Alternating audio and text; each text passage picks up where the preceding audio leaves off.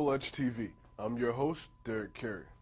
I sat down with Thomas Anthony Taddeo and Roberto Serini, two filmmakers out of New York City.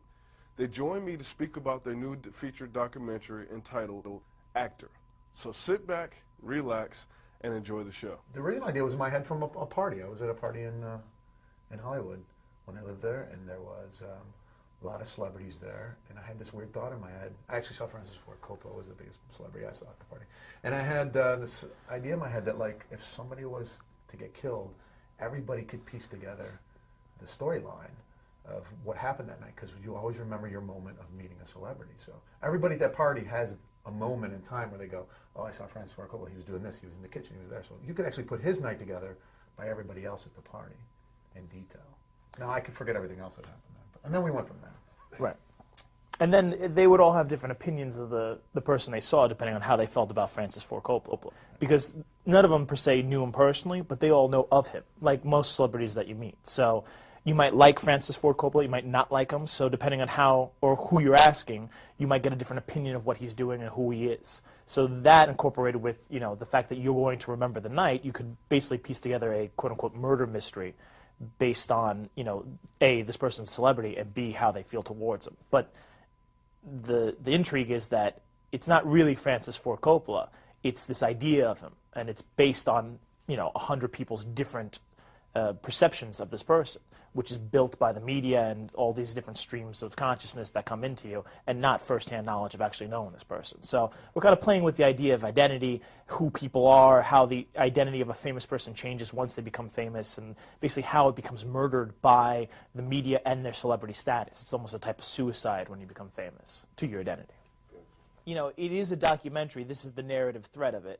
But the documentary is basically dealing with the different types of fame, because there's internet celebrities, there's A-list celebrities, there's C-list celebrities, and there's really this culture of fame that's happening now for the first time because there's so many easy ways to become famous. Everyone can own a camera, everyone has access to the internet, you know, you can get on the news, you can be discovered in Hollywood still, but there's so many ways to become famous, and I don't think anyone really thinks about, well, what happens when you are famous? You know, how does it change your life? What do you miss? What do you not miss? What's easier? What's worse? So, you know, we kind of delve into the idea of becoming famous and what happens to you and your identity.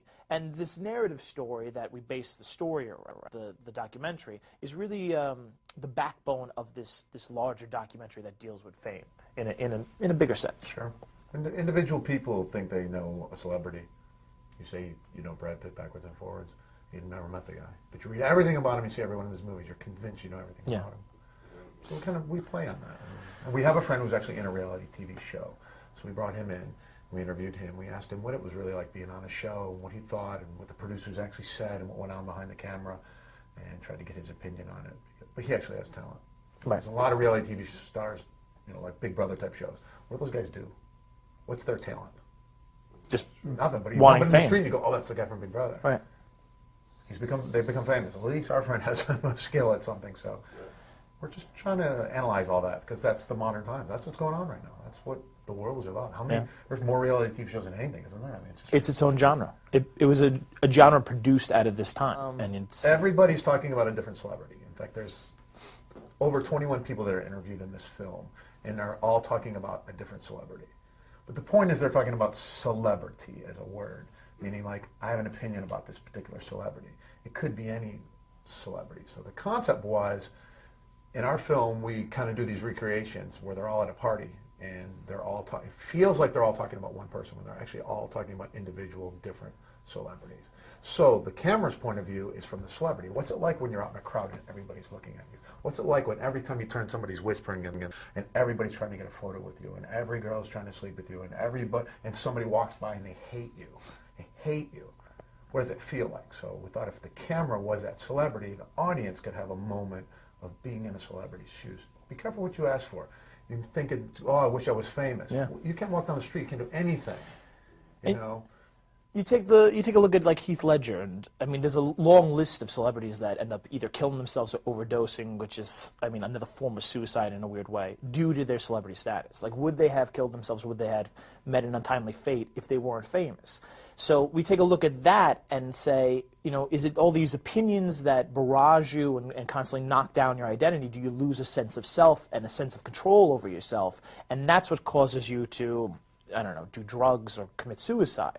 And, you know, by taking these people, piecing them together, and they're all true stories, but making it seem like they're talking about one person, you really get this idea of like, wow, you know, a celebrity's identity really isn't up to the celebrity. It's up to the people we listen to and how we receive the information. And we interviewed psychologists and professors about the, you know, the phenomena of fame on the psyche, and what you realize is that this is it has a huge impact on a person, on a human being, and it could cause you to do some very self-destructive things. So beyond the party scenes and, you know, these interviews that we have, we show cutaways of the actor, which you never really get to see, but you see him, an idea of him in the film, doing these self-destructive things. You know, we looked into like what's the behaviors of people that are going to commit suicide, and we basically look at that from a different angle. And as you see 2, 3, 4, 5, 6 of these cutaways, you start to piece together that there's something very wrong with this individual, and you don't know what it is, but you know it's going to be bad. Ted Carvin is a response to reality television and to modern desire for fame.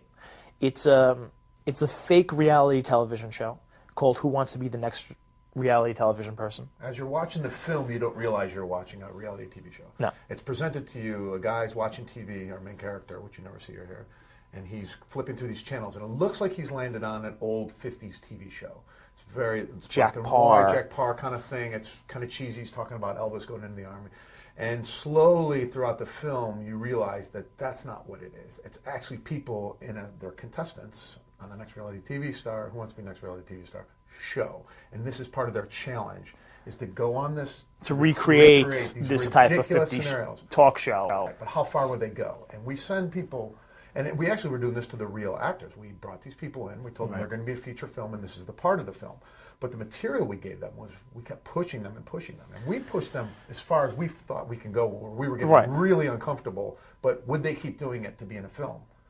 Which is basically the same thing as being on the television show. They want to be famous too. They want to be in our movie, and they want our film to do. But how far will they go? And we really pushed them. I mean, you watch the film and you go, "Whoa, those moments are really." Yeah, they went. I mean, I'm not going to keep it a secret. No, they went as there. far as we would push them, and I mean, there was really basically nothing.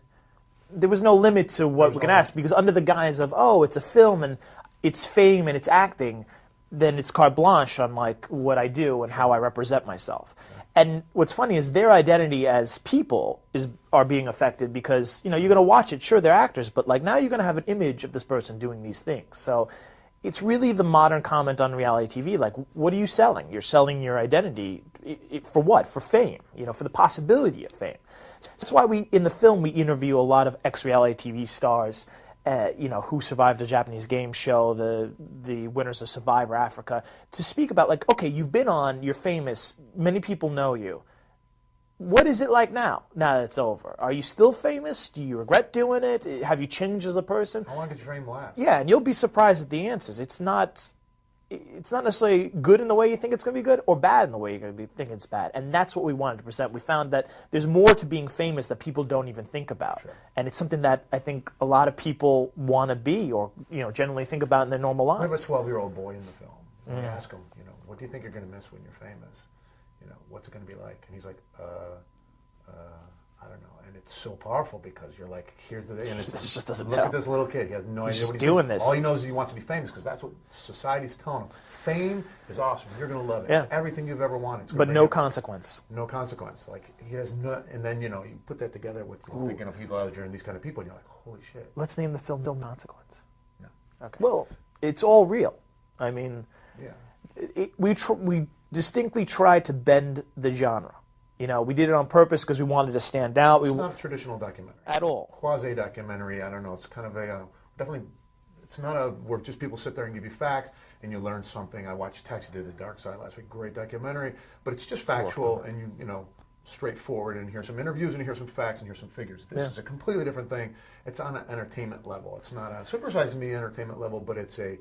It's definitely different. We wanted to blur the line between a narrative film and a documentary because, you know, it's kind of blurred in the world of fame too. You don't really, you're in fame or out of fame. It's two different worlds that you kind of live in.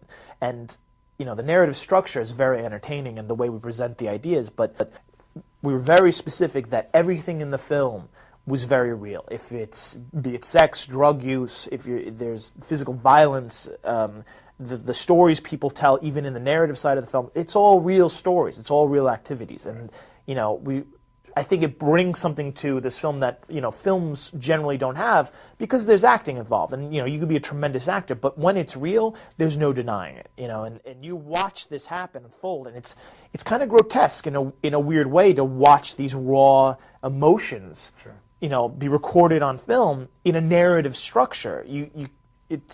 It's a little bit disturbing, and it's quite powerful, you know, if we can say that. So, hopefully, yeah, I the think rest of the world will think. we did it on purpose, basically, because we really wanted to take this genre by the hands and rework it and make it stand out. So we hope you enjoy it, you know, when you watch it. People like telling their stories about meeting celebrities. People like that are celebrities or have been on reality TV shows that interviewed, or I think they're fascinated because they're in the middle of it. Yeah, and I mean, I think it's a topic that affects everyone, famous or not famous. People have always thought about being famous, and you know, no one's really dealt with it as a contained subject, and obtained interviews from psychologists to celebrities themselves to people outside fame and, you know, street performers in one project, so that you really get to see fame on all these different facets, you know.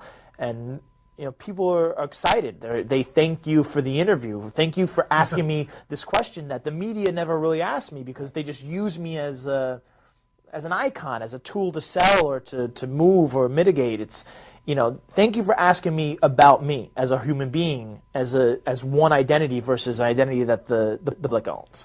So, you know, it was really rewarding to make these connections, and you know, there's some decent people they that had things to say. They wanted to say it, and not everybody was asking them. I think we're one of the few people out there asking them. So yeah, it was easy to get people, surprisingly. What happens if people start recognizing us on the street? Do we become the people that we've talked about and that we were making this film about? It's the part that we don't know. Yeah, it's the part we don't know. I guess we'll find out. I mean, it's up to you. It's up to the viewer. Well, that concludes tonight's episode of Double Edge TV. I hope you enjoyed the show. For information about Thomas or Roberto, log on to www.nystreetfilms.com. And for more information about Double Edge TV, visit us at www.myspace.com/DASTAD. Thank you, good night, and God bless.